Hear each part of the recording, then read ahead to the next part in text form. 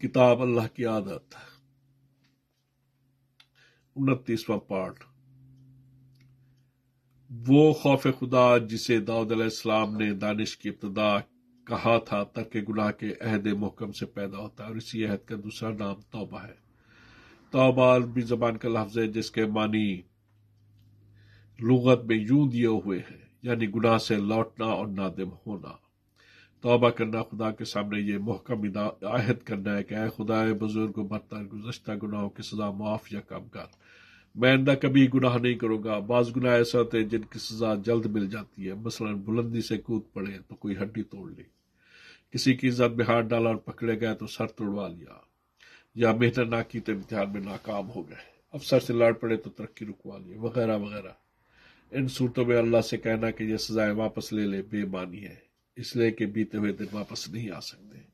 کچھ گناہ ایسے ہوتے ہیں کہ اگر بار بار کیے جائے تو انسان ان کے عواقب کی دلدل سے آخر دم تک نہیں نکل سکتا۔ میرے ایک دوست جوانی میں بے راہ ہو گئے، امیر زیادہ تھے، اس لیے عیاشی میں زکن تک ڈوب گئے۔ شام کو عموماً شراب کی پوری بوتل اڑا جاتے اور نیم شب تک پرستش حسن میں مصروف رہتے۔ جب یہ نوجوان گناہ کی راہوں پہ بڑھتے ہی گیا تو اللہ نے اس کے قلب و جگر کی بشیر کو تباہ کر دیا۔ آج اس کی عمر 35 برس کے قریب ہے، لیکن دل و جگر کی کئی خوفناک بیماری میں مبتلا ہے۔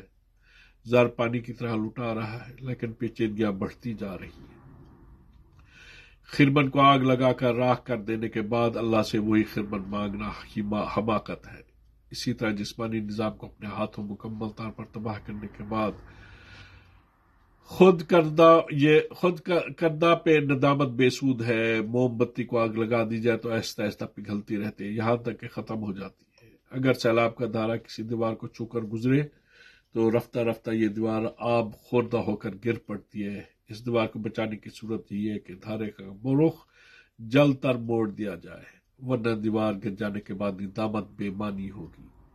اسی طرح توبہ کا فائدہ اسی صورت میں ہو سکتا ہے کہ گناہ کی آگ کو جل تر بجھا دیا جائے، ورنہ کاشانہ حیات جل جانے کے بعد پشیمانی بے سود ہوگی۔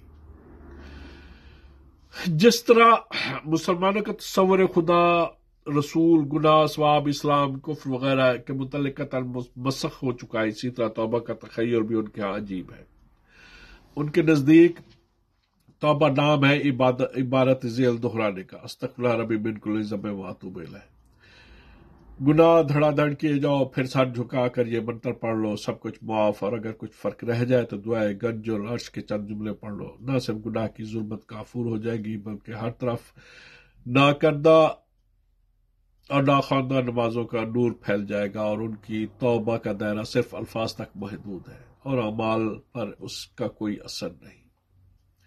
ایک اور گروہ توبہ و اعمال کے رشتے کو تو تسلیم کرتا ہے، لیکن ساتھ ہی کہتا ہے کہ توبہ کے بعد زندگی بھر کی لغزشیں، خواہ وہ معمولی ہوں یا خطرناک، 10 ہوں یا 10 لاکھ تک یکدم معاف ہو جاتی ہے۔ جو کوئی پوچھے کہ اگر ایک کامچور طالب علم نے کہلی کا جرم کیا اور وہ امتحان میں ناکام ہو گیا تو 30 برس بعد توبہ کرنے سے یہ گناہ و سزا کیسے معاف ہو گئی؟ ایک عیاش شرابی کی تباہ شدہ صحت کہاں سے واپس آئے گی، اور باپ کے قاتل کو بعد از توبہ باپ کہاں سے مل جائے گا؟ توبہ اسی صورت میں مفید ہو سکتے ہیں کہ نجات کے تمام مواقع کھو دینے سے پہلے گناہ کو ترک کر دیا جائے۔